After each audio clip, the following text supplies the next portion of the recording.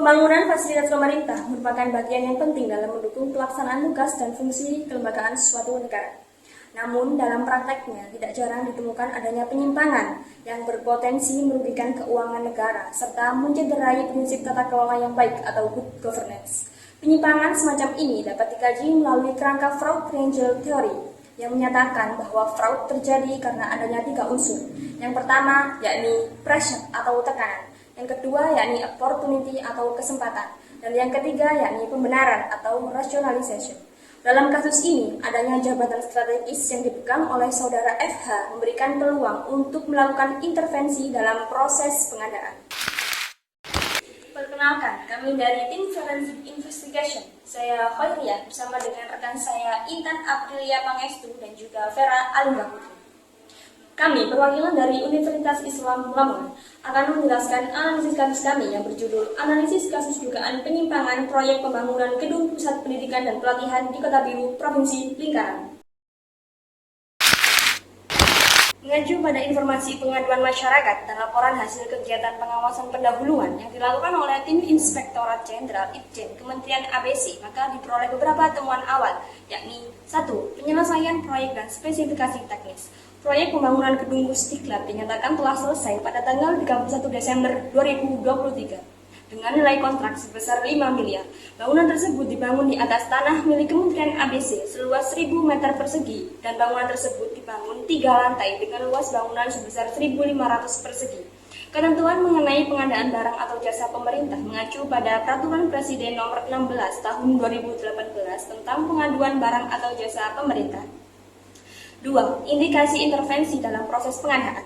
Ditemukan bukti berupa tangkapan layar, cakapan WhatsApp tanggal 22 Desember 2022 menunjukkan bahwa saudara FH memberikan instruksi kepada bawahannya saudara WI untuk membereskan agar PT UBA menjadi pemenang tender proyek.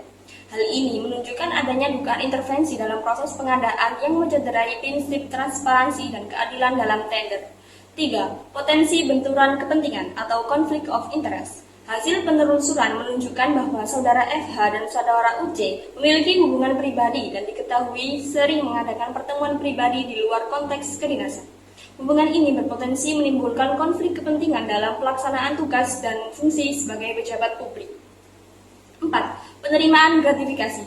Berdasarkan laporan diketahui bahwa saudara UC sering memberikan hadiah kepada saudara FH berupa beberapa parcel dan voucher perjalanan umroh pada tahun 2023.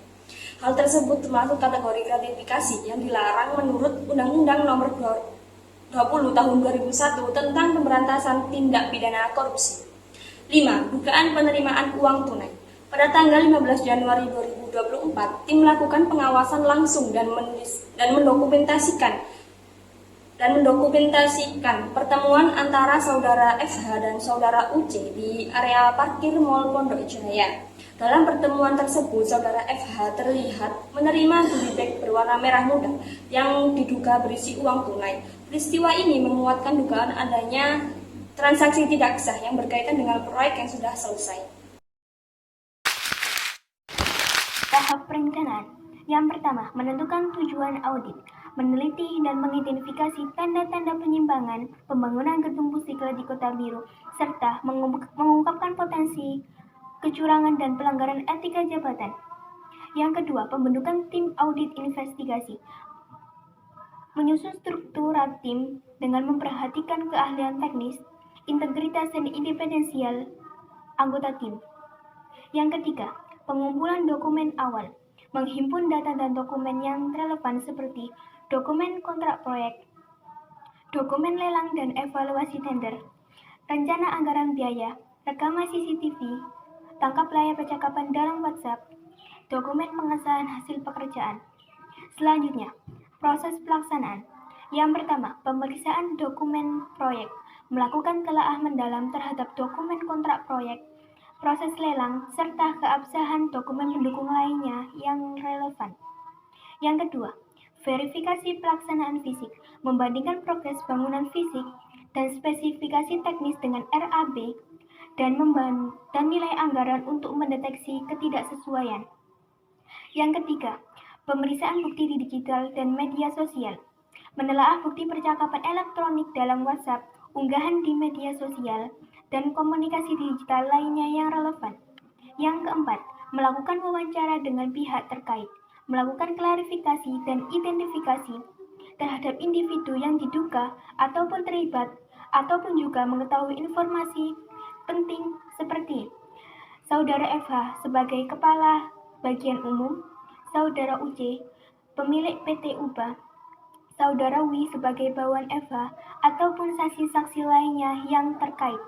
Selanjutnya, yang kelima, melakukan observasi lapangan dan surveillance tambahan, melakukan pengamatan langsung di lokasi proyek ataupun tempat terjadinya interaksi yang mencurigakan untuk memperkuat temuan di lapangan. Yang keenam, terakhir, analisis gratifikasi dan konflik kepentingan, menilai keterkaitan relasi pribadi dan pemberian hadiah antara pejabat kementerian dan rekap proyek mengacu pada ketentuan Undang-Undang Nomor 20 Tahun 2001 tentang pemberantasan tindak pidana korupsi. Yang terakhir yaitu tahap evaluasi dan pelaporan. Yang pertama, penyusunan temuan dan simpulan audit, mengkonsolidasi seluruh bukti dan hasil analisis menjadi temuan terverifikasi lengkap dengan indikasi pelanggaran dan pihak yang bertanggung jawab. Yang kedua, penyusunan rekomendasi tindak lanjut, merumuskan rekomendasi berdasarkan landasan hukum administrasi yang relevan seperti tindak lanjut oleh aparat hukum. Yang kedua, penerapan sanksi administrasi ataupun disipliner. Yang ketiga, perbaikan sistem pengadaan dan pengawasan internal. Laporan hasil audit dan rekomendasi terdapat 3 bagian. A. Temuan utama. B. Kesimpulan. C. Rekomendasi. A. Temuan utama. Bagian ini memiliki 3 poin. Yang pertama yaitu indikasi pengaturan lelang. Telah ditemukan bukti berupa percakapan antara pejabat Kementerian ABC yang bernama Saudara FH dengan bawahannya yang menunjukkan upaya pengaturan agar PT Unggul Bangun Abadi atau PT UBA menjadi pemenang lelang. Tindakan ini jelas melanggar prinsip transparansi dan persaingan sehat sebagaimana diatur dalam Peraturan Presiden Nomor 16 Tahun 2018 tentang pengadaan barang atau jasa pemerintah. Yang kedua, hubungan pribadi yang menimbulkan konflik kepentingan. Dengan adanya kedekatan pribadi antara Saudara FH dengan Saudara UC, disertai frekuensi pertemuan di luar kepentingan, pertemuan di luar kedinasan, serta adanya pemberian hadiah, menunjukkan adanya potensi konflik kepentingan yang melanggar prinsip integritas dalam pelayanan publik. Yang ketiga, dugaan suap dan gratifikasi. Terdapat indikasi pemberian tidak wajar berupa parsel, voucher perjalanan umroh, serta goodie bag yang diduga berisi uang tunai kepada pejabat kementerian. Hal ini memenuhi unsur gratifikasi dan atau suap sebagaimana dilarang dalam Undang-Undang Nomor 20 Tahun 2001 tentang Pemberantasan Tindak Pidana Korupsi. Bagian selanjutnya yaitu kesimpulan. Berdasarkan hasil audit investigatif, disimpulkan bahwa Saudara FH selaku pejabat Kementerian ABC telah diduga melakukan pelanggaran hukum dan etika jabatan, termasuk pengaturan lelang, penyalahgunaan wewenang, serta penerimaan gratifikasi. Selain itu, PT UBA selaku pelaksana proyek diduga turut terlibat dalam praktik suap dan kolusi untuk memperoleh keuntungan dalam proses pengadaan. Bagian selanjutnya yaitu rekomendasi. Dari rekomendasi terdapat 4 poin. Yang pertama yaitu tindakan hukum. Merekomendasikan agar Kementerian ABC berkoordinasi dengan aparat penegak hukum untuk memproses dugaan tindak pidana yang melibatkan Saudara FH dengan Saudara UC sesuai peraturan perundang-undangan yang berlaku. Yang kedua, sanksi administratif. Memasukkan PT UBA ke dalam daftar hitam atau blacklist sebagai rekanan pemerintah dan menjatuhkan sanksi disiplin kepada pejabat yang terbukti melanggar kode etik dan ketentuan hukum. 3. Evaluasi proyek. Melakukan audit ulang secara menyeluruh terhadap pelaksanaan proyek pembangunan gedung Pusdiklat oleh auditor independen untuk menilai kewajaran anggaran, kualitas pekerjaan, dan potensi kerugian negara. 4. Penguatan sistem pengawasan. meningkatkan efektivitas pengawasan internal dengan penguatan sistem pengadaan barang atau jasa yang berbasis risiko, transparan, dan akuntabel, sebagaimana diatur dalam standar pengendalian intern pemerintah.